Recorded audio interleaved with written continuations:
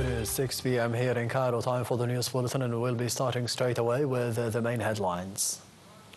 Minister of Foreign Migration and the Egyptian Expatriates Affairs, Badr Abdulati, arrived in Tunis on a visit to Tunisia that aims at enhancing the bilateral relations. Egypt's top diplomat will be meeting senior Tunisian officials on promoting bilateral ties and cooperation. Abdulati will use the visit to also exchange the viewpoints and review the assessments with the Tunisian side on the regional crises and the challenges of mutual concern. The minister is also set to meet representatives of the Egyptian community in Tunisia.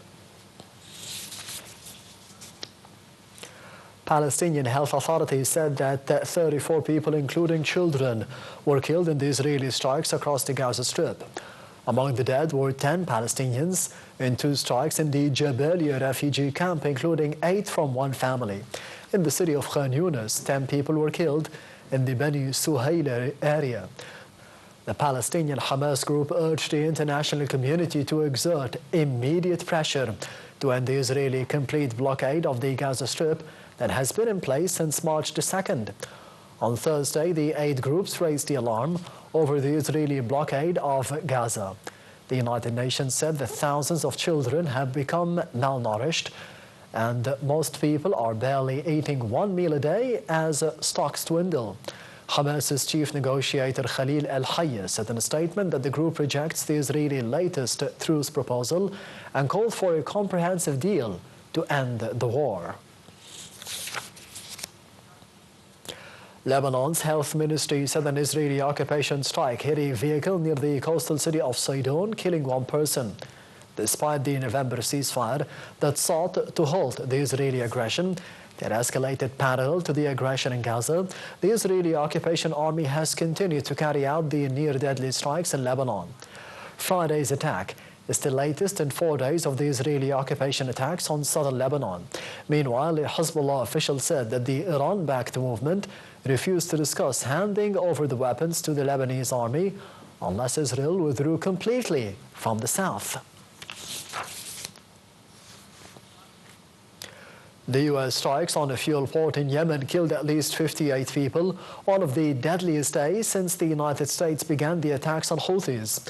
Houthi-run Al Masira television said that 126 people were also wounded in Thursday's strikes on the port of Ras Isa. The details follow. U.S. strikes on a Yemeni fuel port killed at least 58 people in the deadliest attack of Washington campaign against the group. The strikes also injured more than 100 people, according to a Houthi-run television station that broadcast footage of large blazes lighting up the night sky. The U.S. military said its attack on the Ras Isa fuel terminal on the Red Sea aimed to cut off a source of supplies and funds for the Houthis. The strikes, the latest in an intense wave of attacks under American President Donald Trump, came a day before the U.S. resumes negotiations in Rome with Iran over its nuclear program. The U.S. military has hammered the Houthis with near-daily airstrikes in a bid to end their attacks on shipping in the Red Sea and the Gulf of Aden. Claiming solidarity with the Palestinians, the group began attacking the key maritime routes and Israel after the Gaza war began in October 2023. They posed their attacks during a recent 2-month ceasefire. The attacks under Trump began with a series of strikes on March 15th and left 53 people dead, according to the Houthis. In a statement, the United States Central Command, or the CENTCOM, said U.S. forces took action to eliminate the source of fuel for the Houthis and deprive them of illegal revenue that has funded Houthi efforts to terrorize the entire region over the past 10 years.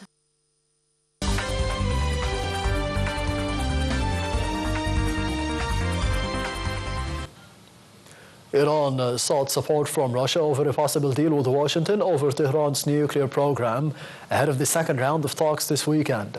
Visiting Moscow, Iran's Foreign Minister Abbas Araghchi said he briefed the Russian counterpart Sergei Lavrov on the first round of talks in Oman last week.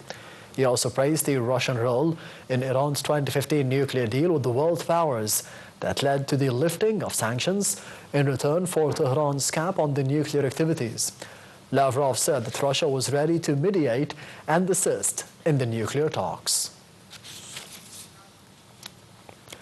Israeli Defense Minister Israel Katz affirmed the Israeli unwavering commitment to preventing Iran from obtaining nuclear weapons.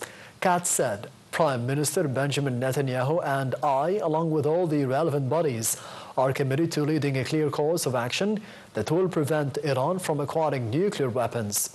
Meanwhile, a reporter said that the Israeli Minister of Strategic Affairs, Ron the Israeli, and Mossad chief David Barney will meet the U.S. envoy over Iran in Paris. Also in Paris, the U.S. Secretary of State Marco Rubio expressed hope that talks with Iran are fruitful. However, at a meeting with the British, French and German officials, he pressed them to maintain the sanctions against Iran instead of allowing them to run out. Over Ukraine, Rubio said that the U.S. may move on from trying to secure a Russia-Ukraine peace deal if there is no progress in the coming days. Landmark talks held in Paris among the U.S., Ukrainian and the European officials produced outlines for the steps toward peace and appeared to make progress. Ukrainian officials said a Russian drone strike hit a bakery in northern Ukraine where traditional Easter cakes were being prepared, killing one man. Ukraine's Christian community were marketing the Good Friday religious holiday on Friday and preparing to celebrate Easter on Sunday. Last Sunday, 2 Russian ballistic missiles hit the center of Sumy, killing 35 people, and the deadliest strike on Ukraine this year, according to the Ukrainian officials. And back home, Pope of Alexandria and the Patriarch of St. Mark's Cathedral, Pope Theodoros II, led the early Friday prayers marking Good Friday at Al Abbasiyya Cathedral. The prayer is one of the services held by the Egyptian Copts, marking the Holy Passion Week in the run-up to Easter.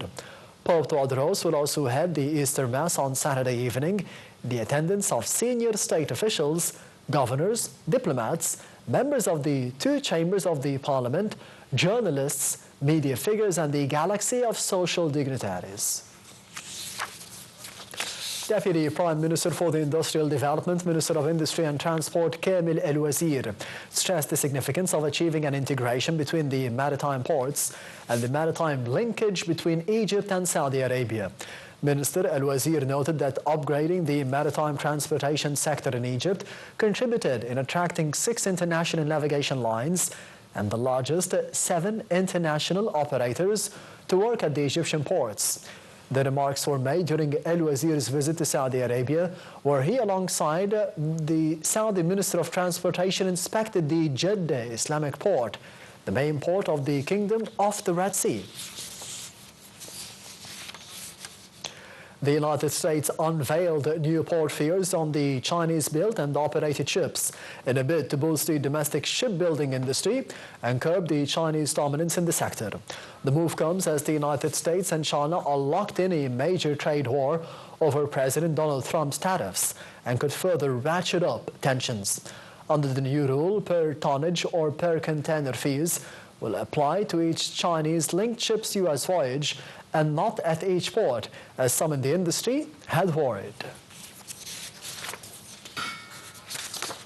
And this brings us to the end of the news bulletin for today. Thank you for watching and goodbye.